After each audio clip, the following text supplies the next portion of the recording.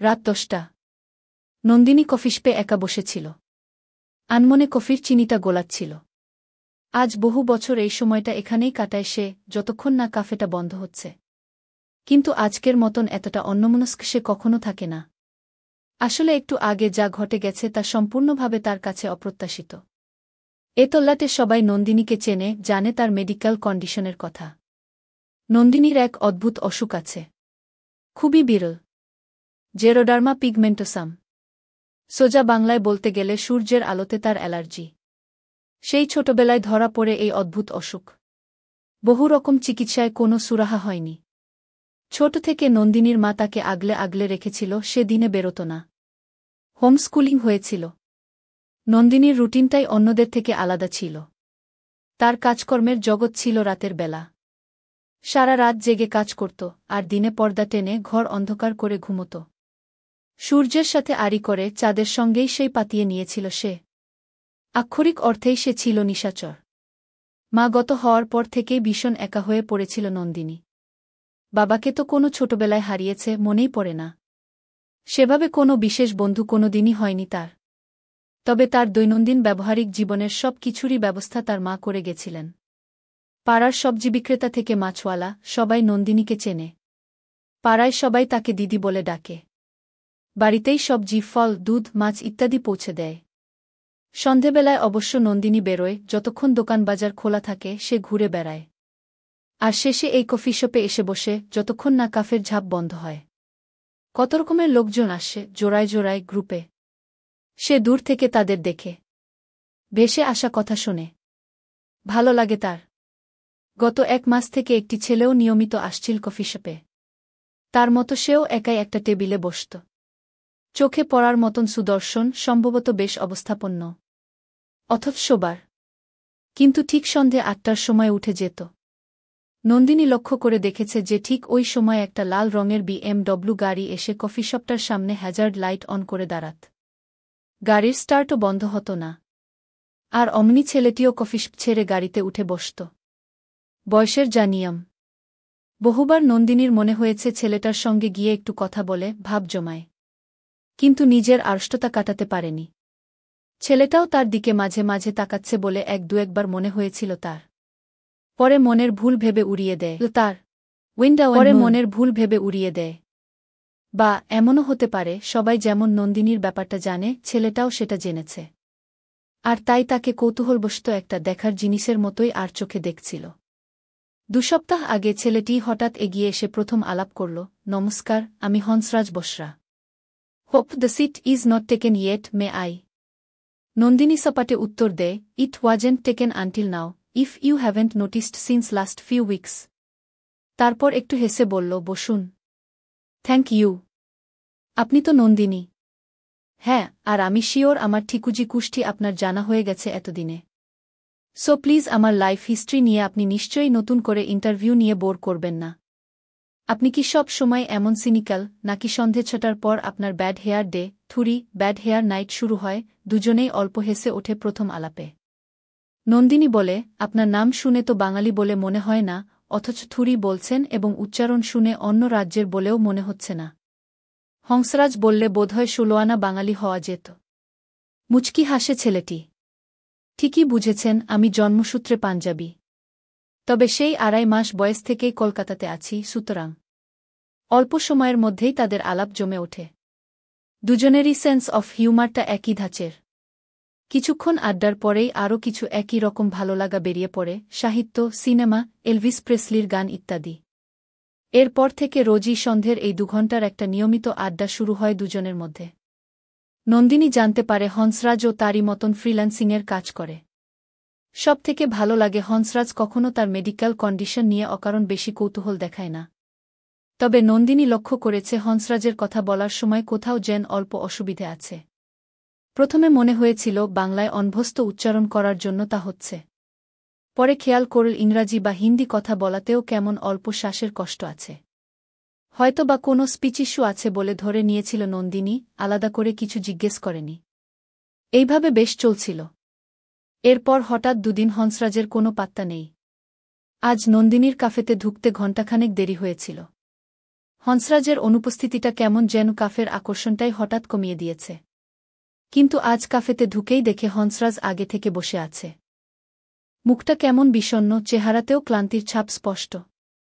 অলোকে স্বভাবতই উদ্বিগ্ন নন্দিনী। বস, কিছু কথা বলার আছে তোমাকে, চাপা স্বরে বলে হংসরাজ। গত কয়েকদিন হল তারা আপনি থেকে তুমি সম্বোধনে উপনীত হয়েছে। নন্দিনী বসে।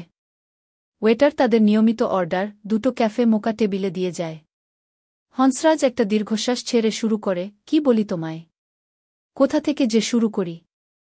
তারপর স্মিত হেসে বলে, বরং একটা রূপকথার গল্প দিয়ে শুরু করি। কাম directly to the point. Hansa, তুমি আমাকে ভয় পাইয়ে দিচ্ছ। শান্ত হও নন্দিনী।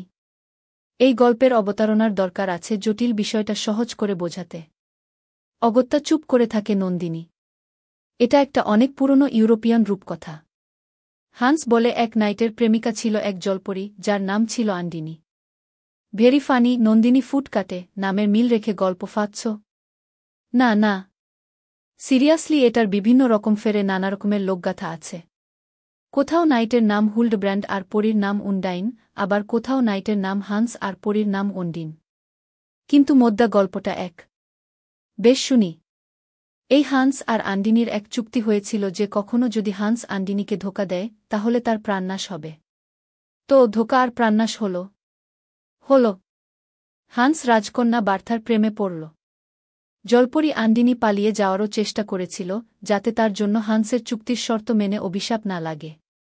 কিন্তু একটা জেলে মাছ ধরতে গিয়ে আন্ডিনিকে ধরে ফিরিয়ে দিল, আর অমনি সেই অভিশাপে হান্স শেষ নিঃশ্বাস ত্যাগ করল।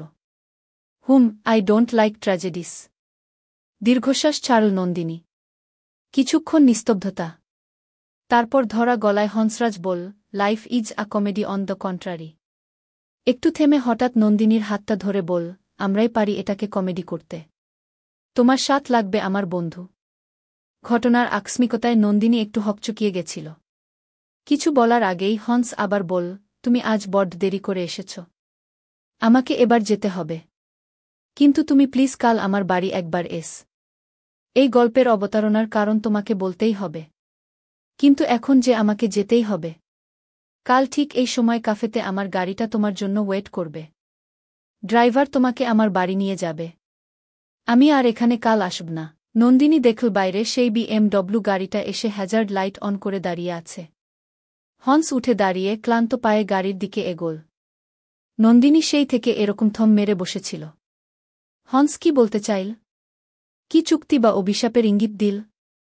হংসকে এত ক্লান্তই বা লাগছে কেন? গত দুদিন সে আসেনি কেন? তার কি সাহায্য লাগবে? 7-5 কিছুই ভেবে পাচ্ছিল না নন্দিনী। নন্দিনী দেখল বাইরে সেই BMW গাড়িটা এসে হ্যাজার্ড লাইট অন করে দাঁড়িয়ে আছে। সারা রাত আর কোনো কাজেই তার মন বসল না। দিনের বেলাতেও ভালো ঘুম হল না। ছেঁড়া ছেঁড়া ঘুমের মধ্যে স্বপ্ন দেখল হংস ঠিক করে নিঃশ্বাস নিতে পারছে না, আর হাত বাড়িয়ে তার কাছে সাহায্য চাইছে। সে নিজে পরীর মতন বসে আছে। কিন্তু তার একটা ডানা কাটা হয়ে পড়ে আছে, তাই সাহায্য করতে পারছে না। ঘুম ভেঙে গেছিল। নন্দিনীর রুমটা সাউন্ড প্রুফ। তাই কর্মব্যস্ত দিনের শব্দ আওয়াজ ঘরে ঢোকে না। পর্দা দেওয়া জানলা দিয়ে দিনের আলোও ঢোকে না। কিন্তু এই প্রথম তার খুব আফসোস হল এই বিপরীত জীবনের নিয়মে। খুব ইচ্ছে করছিল কিভাবে হংসকে সাহায্য করা যায়। কিন্তু স্বাভাবিক নয় যে তার জীবন। অধীর আগ্রহে অপেক্ষা করতে লাগল সন্ধ্যার, যখন হংসের ড্রাইভার তাকে নিয়ে যাবে হংসের বাড়িতে। সময়মতোই গাড়ি পৌঁছে গেল নন্দিনীকে পিক আপ করতে। সল্টলেকে বেশ বড় বাড়ি বসরাদের। তবে লোক বেশি নেই বলেই মনে হল। পরিচারক দরজা খুলে দিয়ে নন্দিনীকে ভেতরে বসতে বলল। বাড়িগাড়ি দেখেই বোঝা যায় বেশ পয়সাওয়ালা লোক ওরা। পুরো বাড়িটায় আভিজাত্যের ছাপ স্পষ্ট। পরিমিত রুচিশীল সজ্জায় সাজানো, মেঝেতে পার্সিয়ান কার্পেট, চারিদিকে দামি সেগুন কাঠের কারুকার্য করা আসবাব, এমনকি জানলা দরজার পর্দাগুলোও দামি পলিরেসিন ডবল স্টিচ করা। শুধু একটা ঘরের পর্দা কেমন হাসপাতালের মতো একরঙা সবুজ। সেই ঘরের ভিতর থেকেই হালকা গান ভেসে আসছে। Elvis প্রেসলির wise main say only fools rush in, but I can't help falling in love with you. একটু পর পরিচারক এসে বলল, ম্যাডাম, ছোটেবাবু আপনাকে ঘরে নিয়ে যেতে বললেন।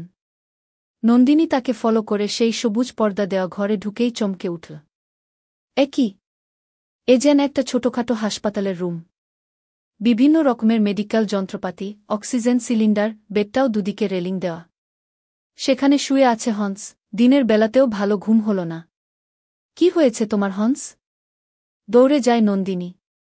ক্লান্ত হাসি অধরে আটকে হন্স বলে, কিছুই না বন্ধু, শুধু ঘুমোবার প্রস্তুতি।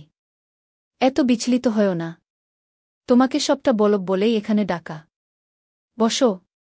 নন্দিনী কিংকর্তব্যবিমূয়ের মতন আজ্ঞাবহ হয়ে বসে পড়ে। হন্স শুরু করে, তোমার মতন আমারও একটি বিচিত্র অসুখ আছে। এটা স্লিপ অ্যাপনিয়ার একটা এক্সট্রিম কন্ডিশন। মেডিকেল ভাষায় সেন্ট্রাল হাইপোভেন্টিলেশন সিন্ড্রোম। সেই রূপকথার গল্পের থেকে ধার করা এর একটা সহজ নাম আছে, ওন্ডিনস কার্স। আমি স্বেচ্ছায় নিঃশ্বাস নিতে পারি শুধু দিনে, কিন্তু রাতে নয়। একবার ঘুমিয়ে পড়লে আমার স্বাভাবিক নিঃশ্বাস প্রক্রিয়া আর কাজ করবে না। তাই কৃত্রিমভাবে একটা মাস্ক পরিয়ে, একটা ভেন্টিলেটর মেশিনের সাহায্যে আমার শ্বাসপ্রশ্বাসের ব্যবস্থা করা হয়েছে। ঘুমানোর সময় আমার ব্লাড প্রেশার, হার্ট রেট সব কিছু মনিটর থাকে। নার্স থাকে। হঠাৎ যদি ঘুমের ঘোরে সিজার হয়, কখন বুঝি চিরতরে ঘুমিয়ে পড়ি। হন্স ম্রিয়মান হাসে। কিছুক্ষণ সবাই চুপ। নন্দিনী ঘটনার আকস্মিকতায় স্বাভাবিকভাবেই বিহ্বল। হন্স আবার শুরু করে, আমার জন্মানোর পরে ডাক্তারেরা বলেছিল বড় জোর 6 সপ্তাহ বাঁচব। কিন্তু আমার মার অক্লান্ত উদ্যোগে আর বাবার টাকাপয়সার জোরে আমি এখনও বেঁচে। মা অবিশ্বাসগত হয়েছেন আজ 5 মাস হল। তাই এখন আমি মূলত রাতের 1-0 ঘণ্টা নার্সের করুণায় এখনও শ্বাস নিচ্ছি। কখন বুঝি চিরতরে ঘুমিয়ে পড়ি। হন্স আবার একটু থামে। তার গলা ভারী হয়ে এসেছে। তারপর রুমে থাকা নার্সকে বলে নন্দিনীর জন্য একটু চা করে আনতে।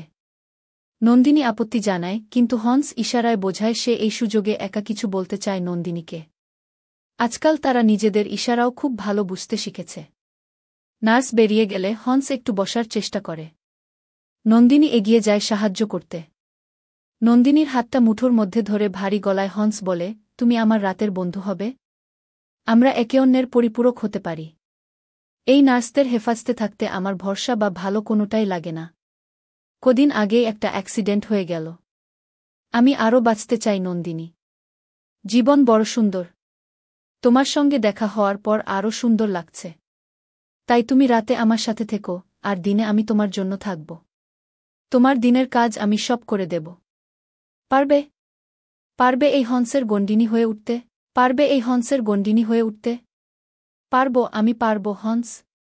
চোখের কোণা থেকে জল গড়িয়ে পড়ে নন্দিনীর। হন্সের কপালে হাত বুলিয়ে দেয়। আজ রাত থেকেই আমি রয়ে যাচ্ছি। কয়েকটা রাত তো লাগবে নার্সদের কাছে সব কিছু শিখে নিতে। হঠাৎ করেই সব কিছু ঠিক হয়ে যায় যেন। একটু পরে পরম নিশ্চিন্তে হন্স ঘুমিয়ে পড়ে। নন্দিনী এক পলকে চেয়ে থাকে হন্সের দিকে। হন্স যেন এক নিষ্পাপ শিশু।